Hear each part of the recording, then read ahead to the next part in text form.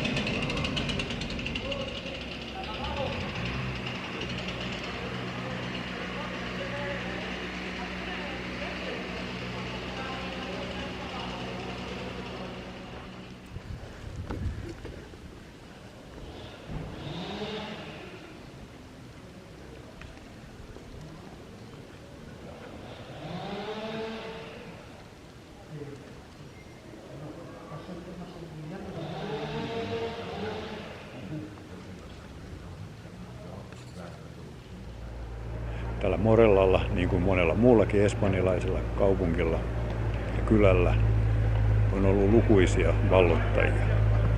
Kaikki ovat jollakin tavalla hallinneet kylää. Ja monesti tätä ollaan pidetty kuninkaiden kaupunkina. Tämä on aika kaunis kaupunki ja muistaakseni jossakin mainittiin, että tämä on yksi Espanjan kauneimpia kaupunkeja.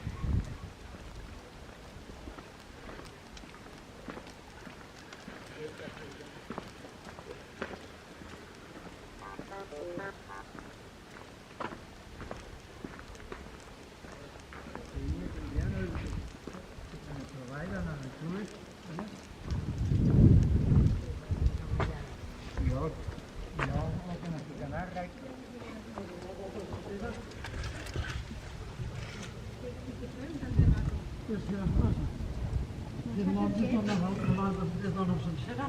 Sí. La botella va a estar claro. A ver, tía.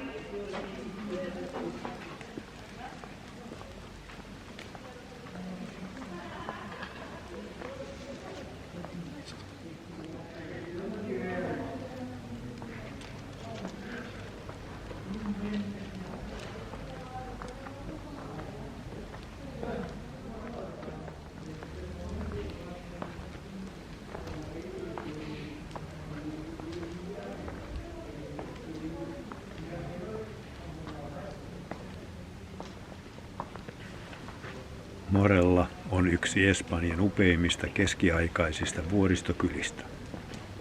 Kylä on ollut asuttu jo esihistoriallisista ajoista lähtien.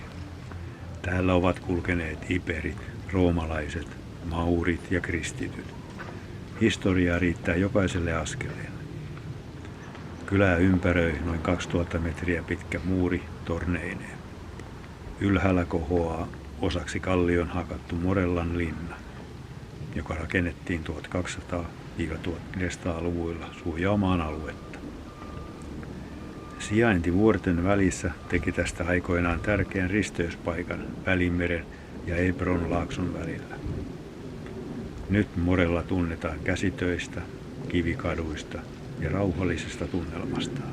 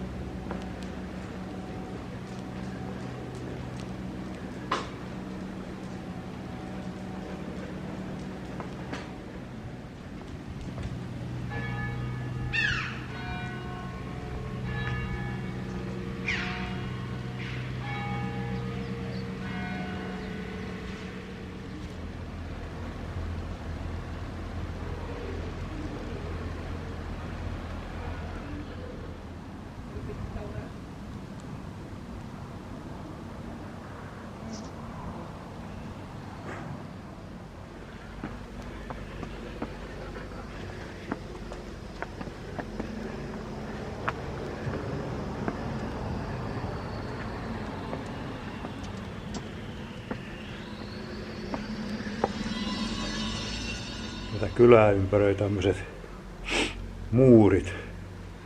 Aikoinaan linnan muurit. Kun henkäys, kun täällä on melkomoiset noin korkeuserot. Täällä saa kavuta jonkin verran ja mennä alaspäin, mutta aika mielenkiintoinen paikka.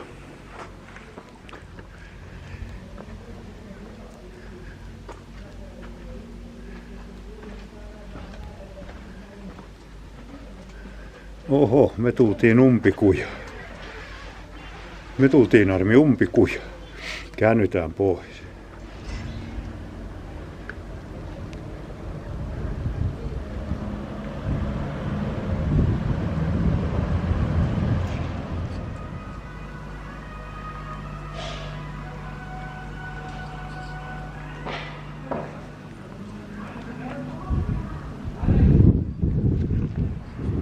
Tässä taitaa olla kaupungin pääportti.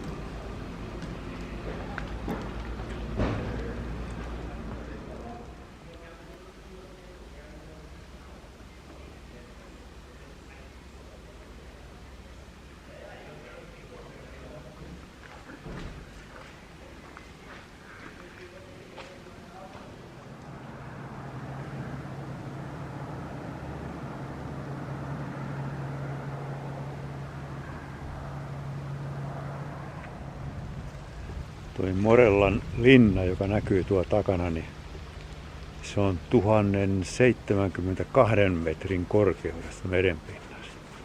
Nyt ollaan aika korkealla. Tuolla linnassa me ei Armin kanssa nyt käyty, kun Armi ei tykkää linnoista. Kylä oli ihan mielenkiintoinen, tosi erikoinen. Siellä oli jopa kauppoja ja myymälöitä, eli turistivetoinen paikka tämä. Mutta jos vertaa tätä niin kuin Etelä-Espanjan kauniisiin valkoisiin kyliin, niin en mä tätä kyllä nostaisi niiden edelle. Mutta kaunis ja erikoinen. Kyllä kannattaa käydä.